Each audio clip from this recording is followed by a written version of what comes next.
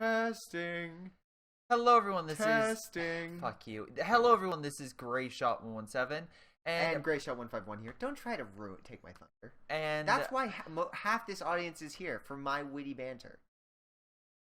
Christ. Anyway, we're here with another review for another movie that has come out. And this movie is Hacksaw Ridge. Yes. Now, it is a movie starring Andrew Garfield, yes, directed by Mel Gibson, with Vince Vaughn and Sam Worthington. Just if you can imagine a bin of Hollywood rejects, this would be that movie. Yes, this is basically the Hollywood reject movie. Everyone Hollywood has shunned for good or bad reasons. Holy God, yeah. Mel Gibson had his fiasco. Again, you can look into that. And he hasn't done a movie in 10 years. Sam Worthington had Avatar, which... No, not after Avatar. Like, Clash of the Titans was where, and then Wrath of the Titans was where he... And then he hasn't really been seen. And then Andrew Garfield kind of amazed audiences with the last Spider-Man movie. Jesus. I mean, I don't think that's his fault. I thought it was a good Spider-Man. It was just a bad movie. Yeah. And then I honestly didn't like him. He looked too old for Spider-Man. And then Vince Vaughn, who's had... Also people say he was good in True Detective Season 2, and then other people say he was terrible. And then you have, like, all the movies he's done. It's just not... Listen, but let me just say this, first and foremost. Wow, do they pull all their acts together. Jesus. Yeah. Oh, and apparently the cat agrees. She's just launched herself off the television. I swear, she goes for the... She's going for it. What you don't know is my cat is currently dangling herself on one paw on a dresser over a probably 6-foot drop trying to grab something. She's trying to go for the shadow of the fan. It's slowly spinning in the ice. She's like... But in any case, so Hacksaw Ridge is a very good movie that you should... Yes, exceptional movie. The cast is great, writing is great. The action sequences are phenomenal. Yes. There's two scenes in particular that they don't beat, but they give a good running for Saving Private Ryan. Yeah. They don't feel as gritty, but I would say they feel more.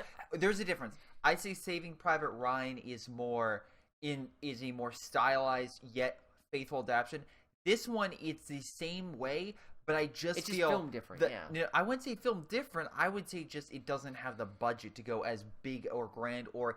the special effects, while good, are like what I thought of Legend of Tarzan, where they're serviceable, but they're not amazing. Yeah, they don't blend very well. There's a few shots, especially the battleship scene, where you can definitely tell it's like, okay. Yeah. But, okay, so let's start from the beginning. Basically, Andrew Garfield plays... Based on a true story. Yes, based on unlike other films who use that moniker, it's like Fargo, where it's like, this is based on a true story, and we made up all of it. This movie is... 100%. Yeah. And it's basically Desmond Doss. Desmond Doss. Essentially, he is a man, take as you will, he does not want to carry a weapon into arms. He wants to service his country like his brother, but he... And his father, who's a war veteran of the Great War. From World War I, yeah. But he doesn't... from his own personal beliefs with God and whatnot, he does not want to carry a weapon into war. He wants to be a medic. Now, first and foremost, I will say this. If you believe this movie is nothing but a religious, high horse... If you think this is God's Not Dead... It's not. Oh my God, no. This is not a film that stands on a high horse and preaches what is right and wrong. This is a movie that says... I believe this certain way. I want to serve my country. Why are you stopping me? Yes. And it shows... The first part of the movie is the setup to this and giving him access to the second half, which is the actual battle. Yeah. But I will say both parts are well-deserved in their own right, and they both go hand in hand. You can't just say this should have been just one part or the other. They go hand in hand, but you can feel like this is one movie, but this is another movie. But here's the thing. They sprinkle all sorts of stuff like warnings of war and other things in the first part. So when the second part happens and things start getting really intense, they've hinted enough like, strap in, boys. This is not your normal war film. You're gonna see some shit. There's gonna be a lot of people dying, and there's a moment where they're going into the battlefield. Let's go back. Spoilers. Again, we highly recommend this film. But that being said, this is very violent. This is a very in-your-face film. This might be a good movie to go see with your girlfriend. I say this there were a lot of girlfriends. Yeah, there were a lot of couples. Yeah, we literally walked. I was just like, girlfriend couple, girlfriend couple, yes. Girlfriend couple. We're in between. Yeah, two couples. I was just like, the one was just. I was like, oh, sorry. Like it was just like, well, this is awkward. Yeah. But no, it's a if you like action, go see it. If you want to take your girlfriend to it, go. This does have a nice love story. Yes. So yeah. Otherwise, to the spoilers we go. When we will stop, nobody knows. Oh my god. First off, his whole crew, again, when he applies for it, I love that group of people because each one is distinct. The first quarter of this movie is him with his family, and then the meeting of the love of his life. Yeah. The next portion of this movie is the next quarter is the training camp session. Yes. And let me just say this. Vince Vaughn can be serious and funny, and it's so good. I know he's a good actor. I've seen movies where he's done phenomenal work, but this one just showcases he is so good. He can be very good. So good. He speaks. He basically draws attention to everyone in a barracks. And all the reaction, his reaction to every single one of them. Bravo. Favorite character aside from the main character. Actually, no, he was my favorite character of the whole movie. Yeah, hands down. But my thing about this whole film is the fact that every single character, even the characters that they shape as a villain of certain light, are not villains. Even the Japanese, they sprinkled in why they're doing it, why they're at war, why they're fighting so damn hard. Even the humanity behind them, because he does save, as much as the guy only saves American, he saves Japs as well. Yeah. For those who don't know, he saves 70 plus lives on a ridge. Look this. Do you have your? Yeah, it's right there. Perfect. He saves 70 plus lives on a ridge. All right, and that is not only just American lives. He saves Japanese lives. That being said, I don't think any of them survived, but they even make note of that. It's like, he saved a few Japs. They didn't make it. Like, okay, dick then. move. But again, it's like understandable when you initially see that battlefield and what the hell that's there, you're like, oh my god. Can you activate this? You know what's funny? Fingerprint. Oh wait, no, it's not fingerprint. It's turned off. Hi. But in any case, the training sequences are really good. That's the part you see with the trial, like. Yeah. That's the step for that part, just getting in there. Because again, it's funny because everyone likes him initially. Everyone it doesn't matter, all walks of life. We're all here. We're all good. And by the way, there's one scene where the guy, he's like working out, but he's naked. Yeah, and he's like, just admire me for my. He's basically built like they call him Hollywood because essentially he's like a Hollywood male model or something like that. Yeah, and then of course. Sergeant comes in. Buck naked. He goes like this, and then it's like, everyone outside. And the guy's like trying to put on a pair of pants, and he's like, sir, did I tell you in order to change? He's like, no. Then get outside. You can inspire the rest of the people out there with your glorious figure. And so he's running around Buck. You see his ass, but you don't see pretty much anything else. And he's running around like... It's great. I've never I was laughing so hard at that point. And again, this movie knows when to hit you with the humor and hit you with the heart. There's another guy that has a goddamn knife, and he's practicing the knife, and he accidentally hits someone with it, and the guy is like staying in detention with a knife in his face. He's like, sir, what's wrong? There's something wrong with you. Again, do you feel ill? Trousers look nice. There's a knife in my boot. Like, who threw it? And then the guy walks over. He's like, I did, sir. And he's like, what are you, Cherokee? He's like, no, I'm Polish. He's like, give me your war cry. Like, it is. Vince does a fantastic job, and he's on the battlefield too. And that's some of the very good shots. There's plenty of other humorous bits throughout this movie. Yes, there's plenty. Which is funny because it works. It works in a strange way. It shows the humanity because it gives you dark, and that's the thing I always say about humanity, and that's the thing I always try. My goal, and like whenever a dark situation hits me, I always try to bring light. I understand there's a limit to that, but I always try to bring good or like a good nature to anything I do. And this fits so well. It's like they're literally fighting in hell. There's explosions, fire, death. There are bodies lying everywhere. I love the scene where it's just like artillery comes, and you're like, oh, it's cleared, and you realize, oh fuck, there's smoke everywhere. They can't see past 10 feet in front of them, which helps and hurts. Helps because they can't see, the enemy can't see them. Hurts because all you're seeing is bullets flying and artillery shells going by, and it's like, where are they? Where the fuck? And then, of course, they're entrenched. They're slowly advancing. Behind the fog. Yeah. So as soon as they hear enemies, like, all right, open fire with the heavy MGs in the bunkers. And it's like, oh, wow.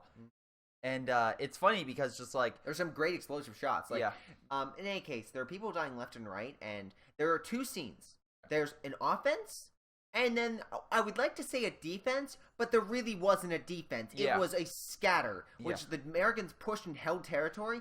And there's a note earlier. Basically, there was a division. They took the hill 6 times. 6 times, and they're like, well, this seems pretty easy. And then immediately... Well, not easy. They die very quickly. Yeah, there's a lot that die. But they do take it. Break of the morning, counterattack. And there are thousands, or I wouldn't say thousands, hundreds at least. Hundreds of Japanese flooding forward and literally just overrun it. It's kind of like if you ever play, if you were to play Hearts of Iron. No, a really good sequence I thought of this is if anyone played a scene on Black Ops where it's the Tet Offensive and you're literally in a place and you see hundreds of people charging across the hill. There's a certain sequence in there. That's what it reminded me of. It's just like, holy God. Now, that being said, they weren't there, but it's like that type of sequence where there's so many of them coming over the hill. You're like, you just can't stop them. You can't.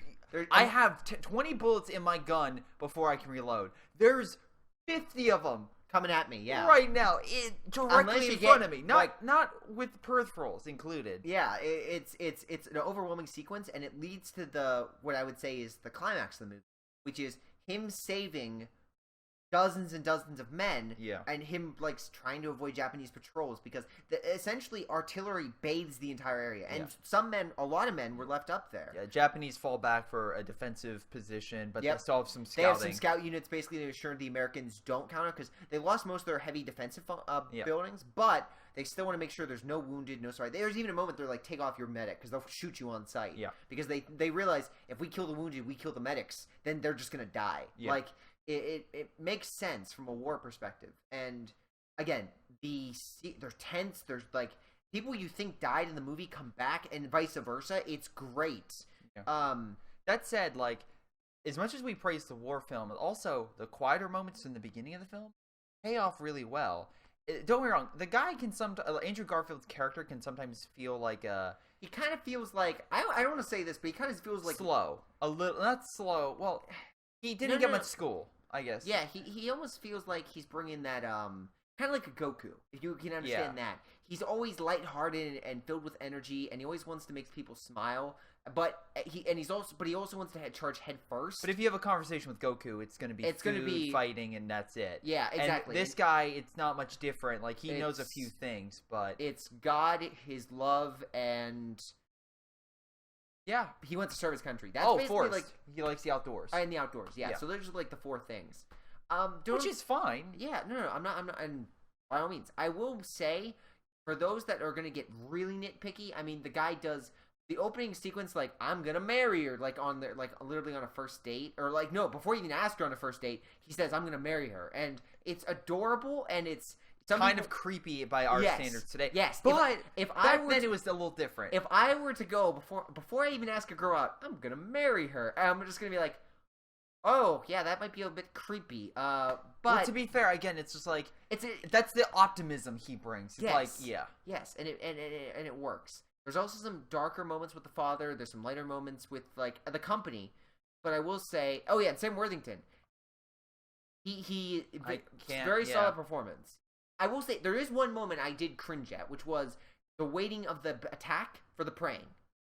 I did actually. I thought that was a little corny. After the whole ordeal he went through and literally seeing the hellscape he kept going in, the fact he came down and at least a couple of those guys were guys that he saved. Were respectable. Yeah, the guys they're just like, look, this guy literally saved a good chunk of our company. 70 men. We're not like, dude, I'm not even gonna dare interrupt this guy. I'm gonna wait for him to be done. Because you know what? The thing that actually I found interesting was they had hope. They had more morale, and they were able to beat the Japanese back with that. Again, you could say some other stuff, but in the beginning when they initially attacked, better armed, better prepared, outnumbered, not starving. Again, just as a low criticism, they had more morale and they were able to do a lot more. Mm-hmm.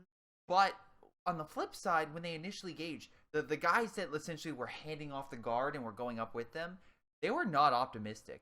No, they were they were as close as like fuck this as possible. They're like they did not want to go up there, and even when they did, they're like they stay back. Screw it, only the most top priority. Otherwise, we're not going to risk it.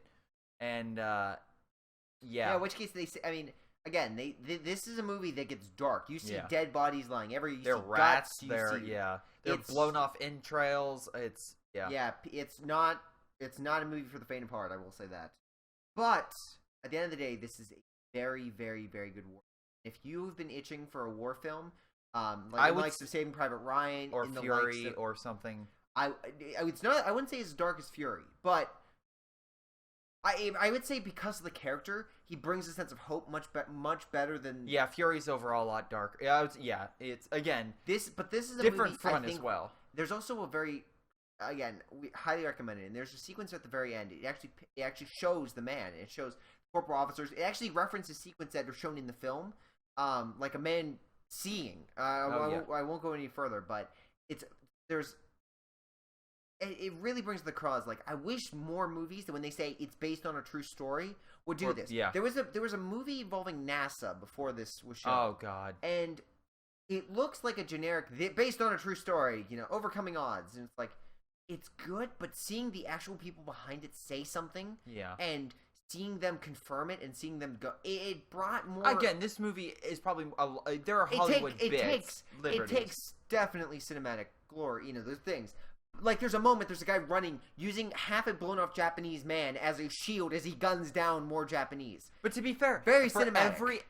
What I liked about that was every time an American would go and do something heroic, the Japanese would massacre about 3 more. Yeah. So it was kind of even, because every time, like, the flamethrower guy, I'm like, yeah, you rooted for that flamethrower guy. Yeah. As soon as he goes to do again, Japanese guy pops him, kills everyone around him, including him. And it's like, God damn, he did a lot of good work, but Jesus, he went out with a bang. But yeah, I again, this movie again takes cinematic liberty, but it's really good, highly recommended, and it's a if you are looking for movies right now, you are getting into the Oscar season, so there's a lot of good pictures. So yeah, and again, there's other films coming up that if this is not your forte, that's fine. But out of all the films, I was even kind of aware. I'm like, I know this film's supposed to be good, but I'm worried about the cast, and everyone delivered. The effects delivered. Both the physical and kind of special effects. Some of them were a little bit more hit and miss, but overall, the film was just really good, and I was really surprised. Yeah. So otherwise, those are our thoughts. Do we have any film. major criticisms about this film? No, actually, I will say this. Again, we said this at the beginning, but I was very happy that this movie is not a movie that preaches.